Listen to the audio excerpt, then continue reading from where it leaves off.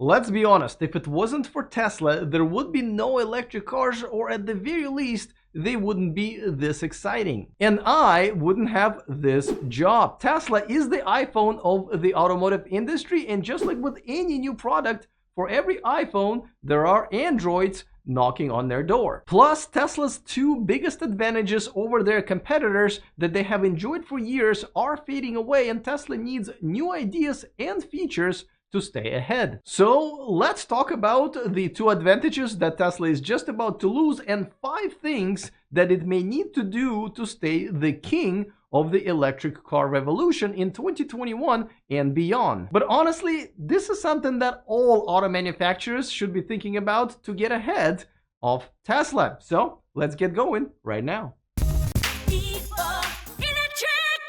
Welcome to E4 Electric. If you are interested in everything that's going on in the amazing world of electric cars, well, you came to the right place. All you have to do now is click on that subscribe button and the bell notification icon so you don't miss anything moving forward. So I was one of those crazy people who bought his very first Tesla back in 2012 when they just started making them, and all of my friends and family thought I was just stupid. Now, granted, they weren't that crazy about me in the first place, but once I got the Tesla, they definitely thought I lost my mind. But I did not care. I thought Tesla was amazing. I thought it was a revolution in the automotive industry. And, you know, I'm so glad that I turned out to be right and get to rub it in their face almost daily. Now, I know there was a Nissan Leaf and the BMW i3, but honestly, if it wasn't for Tesla, I think those two cars would have completely killed the electric car revolution before it even started. Until very recently, Tesla had two clear advantages over everyone else: the range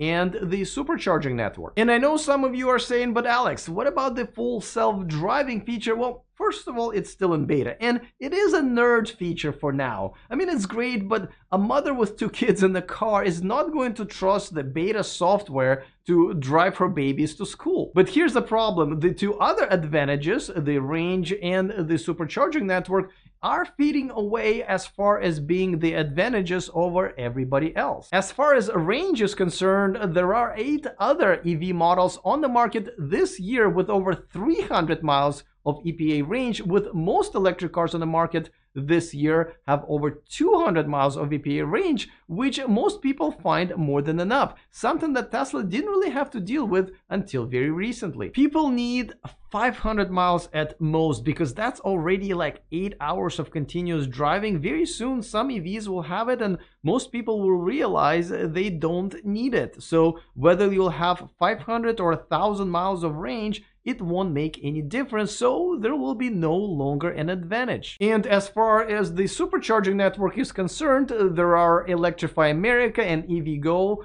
fast charging networks in the United States that are catching up, with Ionity and many others in Europe that are catching up as well. And we all need only so many locations out there to be able to drive anywhere we want. So as soon as there are as many fast charging locations as there are, let's say, Starbucks, well, we're done. Everyone's going to be even. And a lot of Tesla owners don't know this, and somehow they get really mad at me when I mention it, but Electrify America and Ionity both have many locations that can charge faster than Tesla's fastest supercharger V3 locations. So Tesla already lost their crown in that category. So how can Tesla stay ahead of its ever-growing competition, especially now in 2021? Let's talk about it, but before that, a quick reminder that this video and this channel is sponsored by XPeng Motors. Check out the P7, a beautiful electric sedan I just got to enjoy myself a few months ago. It is equipped with the X-Pilot 3.0 self-driving tech, with navigation guided autonomous driving feature and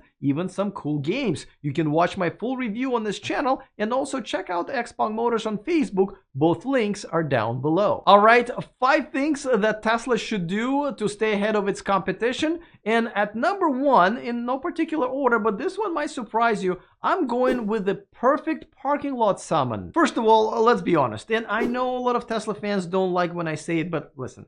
The full self-driving package is just not going to be here anytime soon. It's been delayed, it's been controversial, it is essentially scaring some potential customers away. So for now, it's just not happening. So why not get one of the features to work perfectly, better than anybody else? And I say the parking lot summon is the thing, and here's why. First of all, it's just freaking impressive. I mean, you're sitting at the Starbucks, you're ready to leave, you summon your Tesla, it comes out of the parking spot, it finds you, and parks in front of you. In some cases, like with the Model X, even opens the door for you. I mean, how cool is this? Secondly, it is much easier to get this done perfectly in the parking lots. They're parking lots, they're pretty much controlled environments. All you have to do is recognize trees, people, dogs, and the lines that separate the parking spots. Of course, I'm simplifying things, but it is much easier than to figure out all of the corner cases of the streets and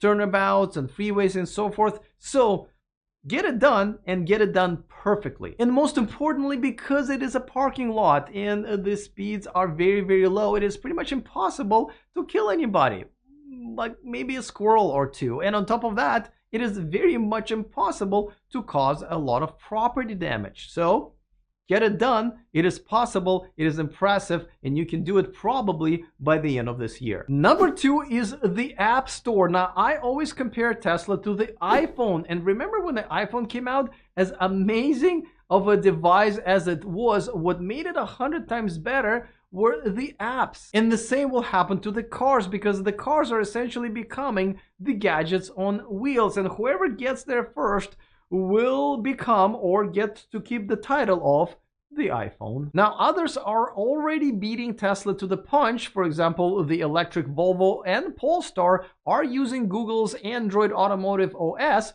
with an app store. Unfortunately, the app store is pretty empty right now, but probably not for long. So get about 100 useful apps ported. I mean, how hard is it to port a TikTok app or a Tinder? I mean, I'll swipe right on that idea. And let the community pitch in. Tesla fans are nerds and hackers that will make the car better with the apps they can produce, just like they did with marketing. The army is ready. I mean, remember when Tesla owners turned into the delivery specialists when Tesla had a hard time delivering cars at the end of very crucial quarter? Number 3 is the voice commands. Now, I can't believe it is 2021 and we can send stuff to Mars. We can change our bodies, make things bigger and smaller, but we cannot figure out how to do voice communication. I mean, my 3-year-old Alexa that's sitting on my nightstand can do a lot better, even though she is wrong half of the time. And the car is a much easier environment for the software engineers to program this with. I mean, there's only so many features